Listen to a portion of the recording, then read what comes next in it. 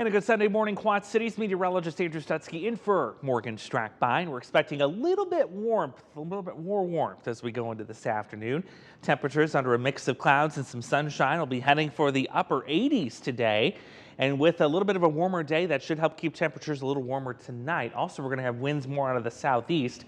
With a couple of clouds, we'll drop to the comfortable mid-50s. As we go into Memorial Day, though, temperatures getting even warmer. We should round out right around 90 for the afternoon with a couple of clouds to give you at least a few breaks from that beating hot sun.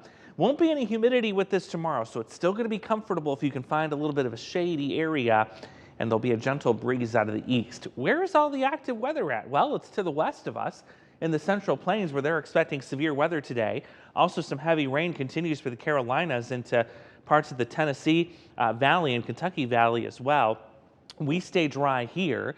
This pattern really doesn't change much even as we go into tomorrow for Memorial Day. Still very stormy as you go into the north central plains.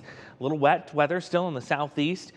Overall, the west looks fairly dry. And then as you're getting ready to come home on Tuesday, those of you that are traveling still dealing with some severe weather in the north central plains while the southeast dries out and we stay dry here in the Quad Cities. The humidity, though, is going to slowly ramp up as we go through this week. Notice you're not going to really notice it until we get to Wednesday. Monday and Tuesday, there's your forecast high. There's your forecast feels like temperature. They're still the same number. That changes Wednesday, Thursday, Friday, where we pull in a little bit more moisture. That's going to give us feels like temperatures into the mid 90s. So let's watch those moisture levels here. When are you really going to notice it?